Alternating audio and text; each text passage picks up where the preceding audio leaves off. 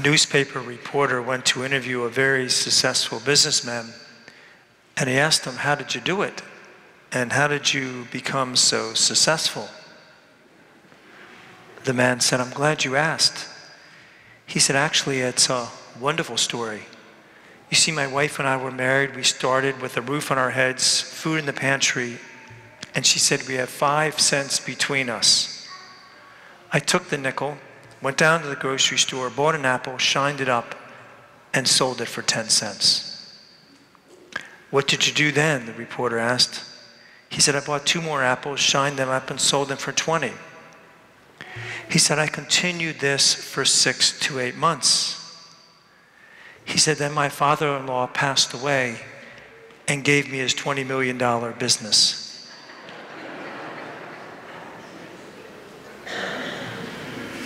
It's not always what you know, is it, in life? It's who you know. It's who you know. How well connected are you? And that's what this gospel is about today. It's being connected. Being connected. The weakest part of a tree is what, my friends? It's where the branch meets the trunk, right? But when we're talking about a grapevine or an olive vine, the strongest place is where? Where the branch meets the vine. And that's why Jesus uses that example. How well we're connected determines how much strength and purpose we have, right? And there's 2 areas I'd like to reflect on today because these connections are really being lost today. There's a man, his name was Julius, lived in Greenville, North Carolina, and was hospitalized for congestive heart failure. And the doctor warned him that the recovery would be very, very slow. And his daughter called from Blue Springs, Missouri, and said that the whole church is praying for them. And my friends, I'm being distracted because we're talking, somebody is sick back there. Are they all right back there? Is he all right? Yeah, okay. Here I am talking about somebody sick, and there's somebody back in the church that's not feeling well either, my friends. I think it'll be all right, though.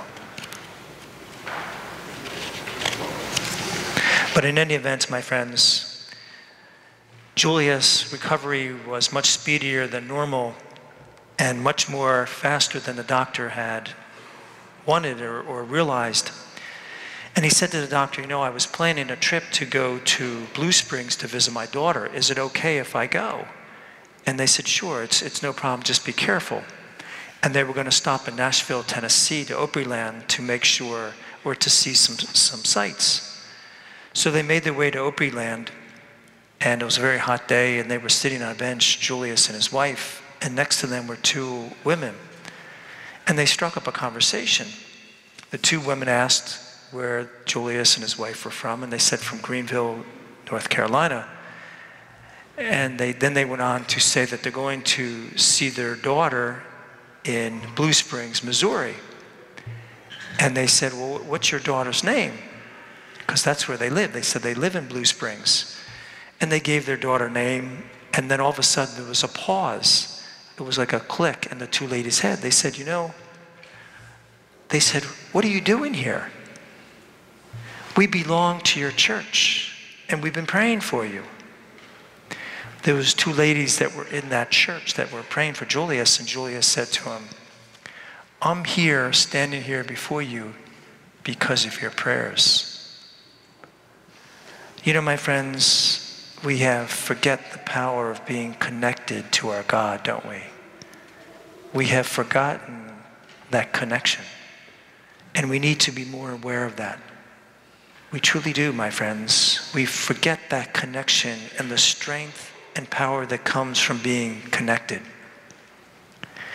And then connected to our families.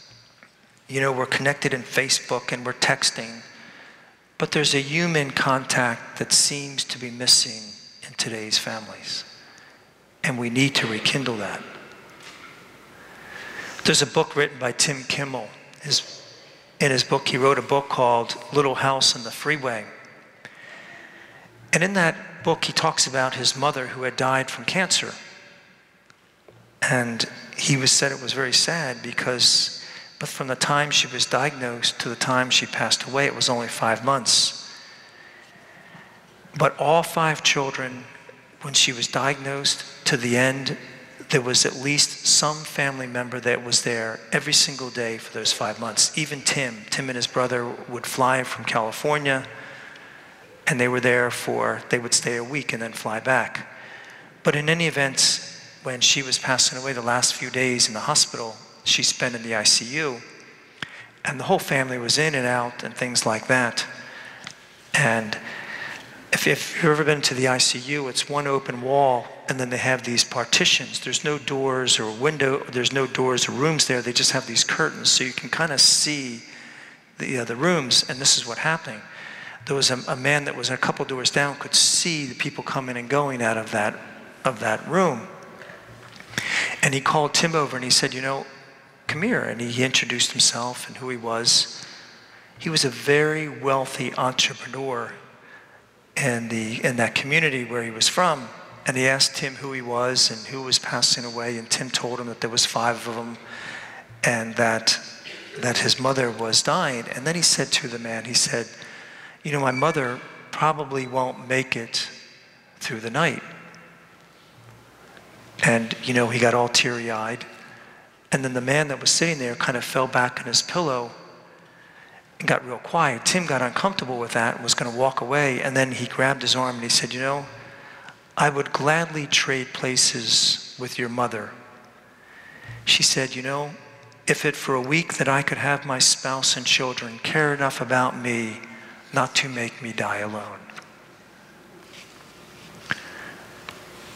Obviously, he wasn't connected to his family.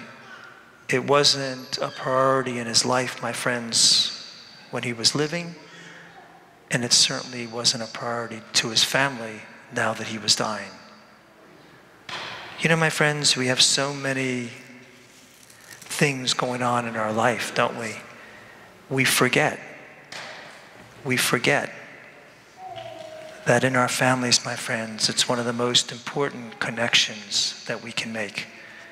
So this week, all of us need to ask ourselves a question: how well connected are we, my friends, especially to our God and our family?